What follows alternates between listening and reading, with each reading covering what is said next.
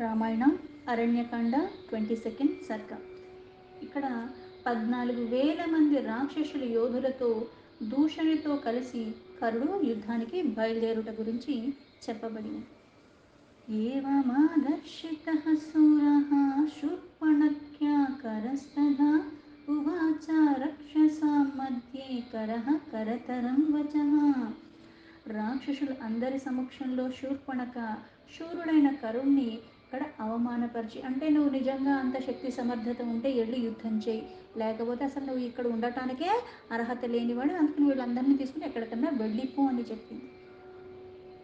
నీ వాళ్ళు చనిపోయారు, నీకు కాస్తైనా ఏమన్నా ఉంటే మళ్ళీ వెళ్ళి అతన్ని వధించు, లేదా నీకు అంత శక్తి లేదు, లేకపోతే నువ్వు అసలు శూరుడు అని చెప్పుకుంటున్నావు కానీ నువ్వు శూరుడు కాదు, అందుకని వెళ్ళిపో అని అన్ని రకాలుగా అతన్ని అనింది.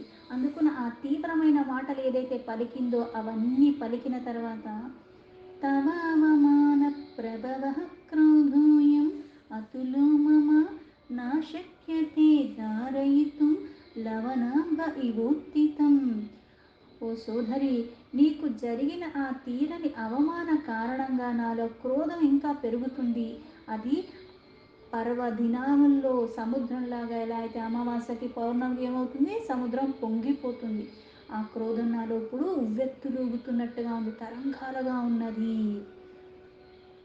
నువ్వు ఇంత క్షోభకి గురయ్యావు కాబట్టి నా రామం గణయే వీర్యాత్ మానుషం క్షీణ జీవితం ఆత్మా దుశ్చరిత్యేహ ప్రాణాన్ హతో యో అత్య విమోక్షతి. బాష్పః సంహ్రియాతామేష సంభ్రమశ్చ విముచ్యతాం అహం రామం సహం ప్రాత్ర నయామి యమసాధనం. రాముడు మానవ మాత్రుడే కదా అనుకున్నాను, కానీ నేను పంపింది ఇంతకు ముందు 14 మందిని పంపినా సరే వాళ్ళు సామాన్యమైన యోధులేం కాదు. అయినప్పటికీ ఈ రాముడున్నవాడు గొప్ప వీరుడని నువ్వేం చెప్పకు, మానవ మాత్రుడు, పైగా అల్పాయుష్కులు వీళ్ళందరూ కూడా. నా పరాక్రమం ముందు అతడు ఒక లెక్క. నిన్ను బాధించటమే కాకుండా ఇంత యోధుల్ని కూడా ఇలా చేసిన ఈ దుష్కార్యము చెయ్యరానిది చేశాడు కాబట్టి దాని ఫలితంగా ఈరోజు అతని ప్రాణాలు కోల్పోతాడు. అది కోల్పోయి తీరవలసిందే నా చేతిలో.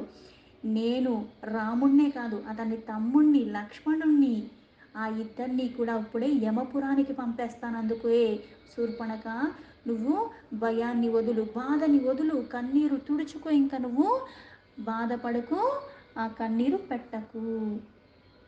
పరశ్వదా హతస్యాద్య మంద ప్రాణస్య సంయుగే రామస్య రుధిరం రక్తం ఉష్ణం పాస్యసి రాక్షసి.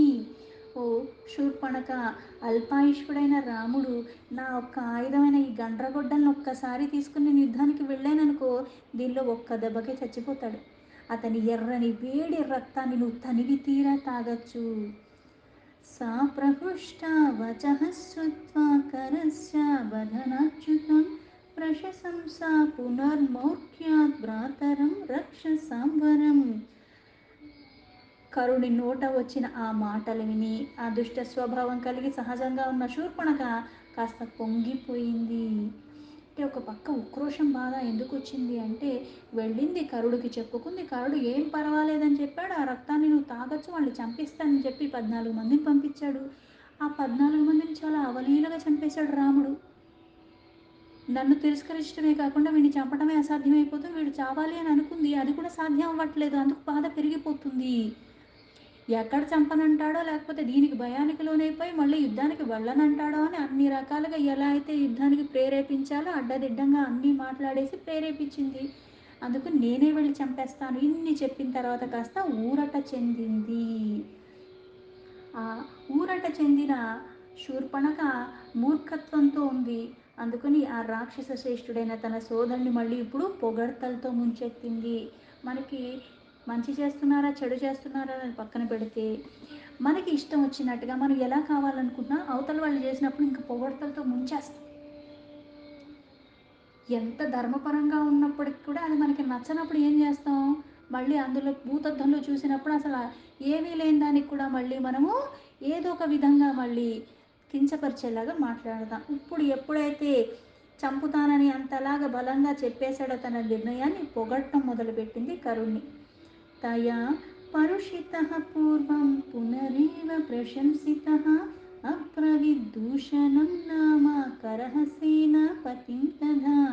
ఈ విధంగా శూర్పణఖ ఒక్క దూషణ, ఈ భూషణములకి గురైన ఆ కరాసురుడు తన సేనాధిపతి అయిన దూషణుడితో మళ్ళీ ఇట్లా మాట్లాడుతున్నాడు. అంటే అప్పుడే తిట్టింది, అప్పుడే నీకు అసలు ధైర్యం లేదు, శూరమానుడు, అసలు నువ్వు శూరుడని చెప్పుకోవడానికి కూడా అర్హత లేదు, నీకు అసలు ధైర్యం లేదు, కానీ శూరుడని చెప్పుకుంటూ తిరుగుతున్నా, అందుకు నీ ప్రదేశం నుంచి నీ వారందరినీ తీసుకుని వెళ్ళిపో, నువ్వు మన వంశానికి మచ్చ తీసుకొచ్చావు, ఇన్ని మాట్లాడేసింది. ఎప్పుడైతే చంపుతానంటే మళ్ళీ పొగడతలతో ముంచేసింది. అంటే నోరు అన్నది కొంతమంది ఎలా వాడుకుంటారంటే, వాళ్ళ అవసరం ఉంటే ఒకలాగా, అవసరం లేకపోతే ఇంకోలాగా, వాళ్ళకి నచ్చినట్టు దాన్ని వినియోగిస్తూ ఉంటారు. దేనికి, అందుకే తిట్టినంత మాత్రాన, పొగిడినంత మాత్రాన ఎందుకు సమభావంతో తీసుకోమని చెప్తారు మనకి. వాళ్ళ వాళ్ళ అవసరాలకి తగ్గట్టుగా మాట్లాడతారు. కాకపోతే నీకు అనుకూలంగా నువ్వు చేసేది నిజంగా ధర్మమని దాన్ని ఆలోచించి మళ్ళీ నీ హితం కోరి మాట్లాడేవాళ్ళు చాలా అరుదుగా ఉంటారు. అందుకే జీవితంలో జరిగేవి ఏదన్నా సరే సమభావంతో తీసుకోవాలి. దేనికి పొంగిపోకూడదు, దేనికి కృంగిపోకూడదు. నువ్వు మాత్రం ధర్మాన్ని విడవకుండా ఉండాలి. పొగుడుతున్నారు కదా అని పనికిరాని పనులు చేయడానికి ఎగేసుకుని వెళ్ళిపోకూడదు. చతుర్దశ సహస్రాని మమ చిత్తానువర్తినాం రక్షసాం భీమవేగానాం సమరేష్వాని వర్తినాం. ఓ సేనాపతి, మన సైన్యంలో 14,000 మంది యోధుల్ని అనుక్షణము నా కనుసంగలతో మెదులుతూ ఉండేలాగా ఆ రాక్షస వీరులందరినీ కూడా, బలశాలులందరినీ కూడా యుద్ధాని కోసం సిద్ధపరచు. పైగా యుద్ధంలో వెన్ను చూపించకుండా యుద్ధం చెయ్యగలిగిన అలాంటి వాళ్ళని. నీలజీమూతవర్ణానాం ఘోరానాం క్రూరకర్మణాం లోకహింసా విహారానాం బలినాం ఉగ్రతేజసాం. పైగా వీళ్ళు ఎలా ఉండాలి, నల్లని మేఘంలాగా ఉంటూ రూపంలో కూడా, ఆ రూపం చూస్తే ఇంకా యుద్ధం కూడా చేయక్కల, మనిషిని చూస్తే సగం చచ్చిపోవాలి, అంత భయంకరంగా ఉండవాళ్ళని. అలాగే యుద్ధం చేసేటప్పుడు కూడా పగవారిని నిర్దాక్షిణ్యంగా చంపగలిగిన వాళ్ళని, ఆవేశంలో ఇంకా తీవ్రతగా ఉన్న వాళ్ళని, ప్రాణహింస చెయ్యటం చాలా ఇష్టంగా చెయ్యగలిగిన వాళ్ళని, అట్లాంటి సిద్ధహస్తుల్ని, బలశాలుల్ని చాలామందిని తీసుకురా. పెద్ద పులి అంటే వాళ్ళ వాహనాలుగా ఏవైతే పెద్ద పెద్ద ప్రాణాల్ని వీళ్ళు చాలా అవలీలుగా మింగేయగలిగిన వాళ్ళు. అందుకని విశాలమైన నోళ్ళు ఉన్నవాళ్ళు, విశాలమైన పెద్ద పెద్ద శరీరాలు ఉన్నవాళ్ళు, పైగా యుద్ధం చేస్తే ఇంకా అవతలోడికి భయం కలిగించేలాగా. తేషాం శార్దూల దర్పానాం మహాన్యాసం మహోజసాం సర్వోద్యోగముదీర్ణానాం రక్షసాం సౌమ్యకారయ. అలా మన రాక్షస యోధుల్ని అన్ని రకాల వాహనాల మీద, అన్ని రకాల ఆయుధాలతో సర్వసిద్ధులై యుద్ధానికి సిద్ధం చెయ్యి. అంతమందిని, 14,000 మందిని. ఉపస్థాపాయ మే క్షిప్రం రథం సౌమ్య ధనుంషి చ శరాచిత్రాశ ఖడ్గాంశ శక్తిశ్చ వివిధాహసితాః. ఓ సౌమ్యుడా, వెంటనే నా రథాన్ని కూడా సిద్ధపరచు, మరియు నా ధనుస్సుని, అలాగే పదునైన బాణాలని, చిత్రమైన ఖడ్గాలు, ఇలాంటి ఆయుధాలన్నిటినీ కూడా అక్కడ సిద్ధపరిచి ఉంచు అన్నాడు. అగ్రే నిర్యాతుమిచ్చామి పౌలస్యానాం మహాత్మనాం వధార్థం దుర్వినీతస్య రామస్య రణకోవిదః. యుద్ధ విద్యలో ఆరితేరిన నేను దుష్టుడైన ఆ రాముణ్ణి చంపేస్తాను. అలాగే బలవంతులు, పులస్త్య వంశానికి చెందిన వారైన యోధులు ముందు భాగంలో ఉండండి. యుద్ధానికి వెళ్ళే సమయం ఆసన్నమైంది, ఇప్పుడు వెళ్ళాలి కాబట్టి ముందుండి ఇంకా ఇంకా వెనకాల ఉన్న వాళ్ళకి కూడా ఉత్సాహాన్ని పెంచేలాగా ఉండాలి. ముందున్నవాడు భయపడి పారిపోతే వెనకాల ఉన్నవాడు ముందే పారిపోతాడు. ఇతి తస్య భ్రువానస్య సూర్యవర్ణమహోరథం సగైశ్వర్యస్య బలైర్యుక్తం ఆచచక్షేద దూషణః. కరాసురుడు ఈ విధంగా చెప్పిన తర్వాత దూషణుడన్న సేనాధిపతి, అయ్యా, సూర్యుడిలాగా ప్రకాశం ఉన్న రథము, అలాగే రంగురంగులతో ఉన్నది, గుర్రాలు చక్కగా పెట్టి మీ కొరకే సిద్ధంగానే ఉన్నది అని చెప్పాడు. తమ్మేలు శిఖరాకారం తప్తకాంచనభూషణం హేమచక్రామసంభాంతం వైఢూర్యమయకుభరం.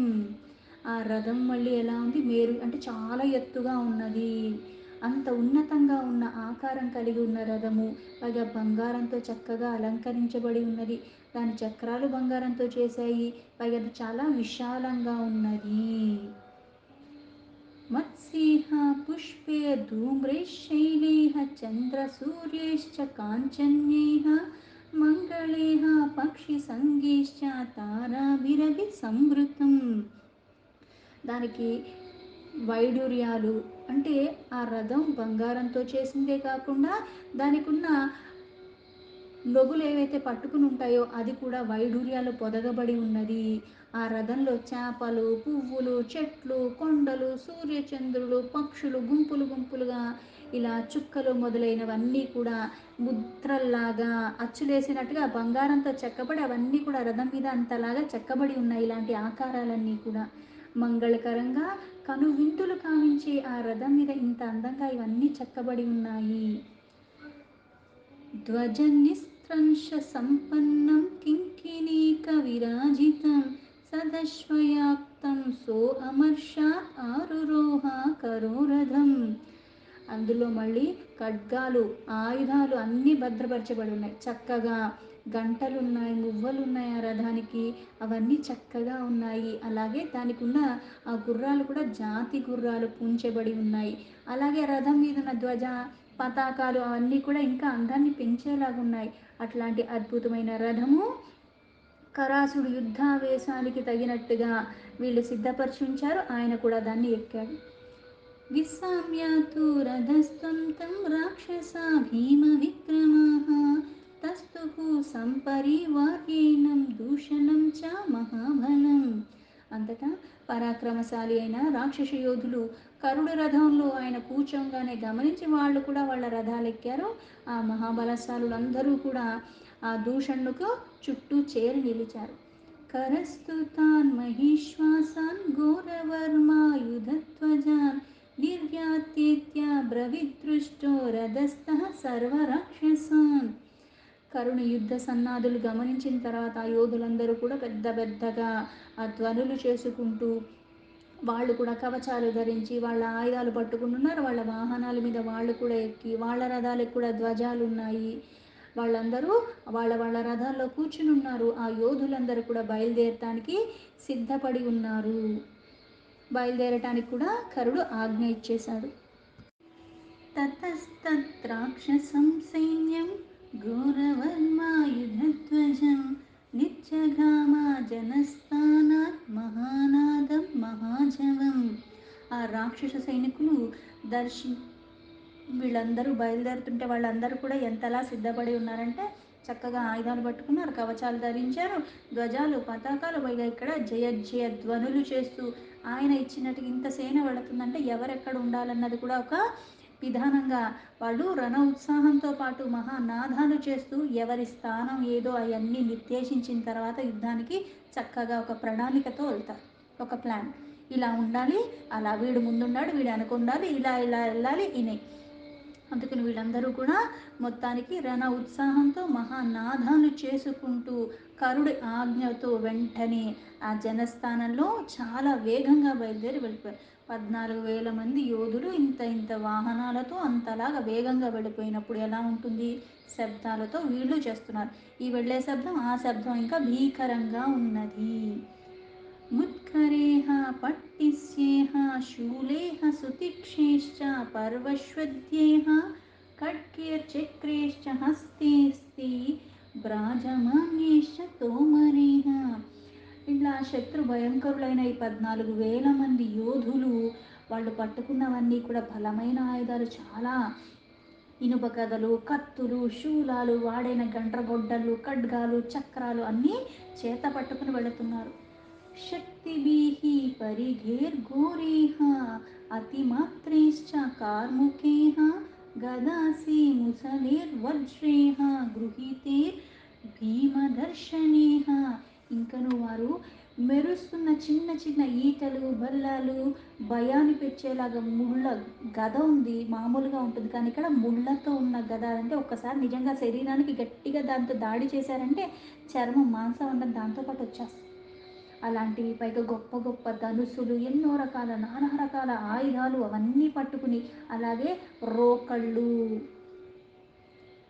రాక్షసానాం సుఘోరానాం సహస్రాని చతుర్దశ నిర్యాతాని జనస్థానాత్ కరచిత్తానువర్తినాం.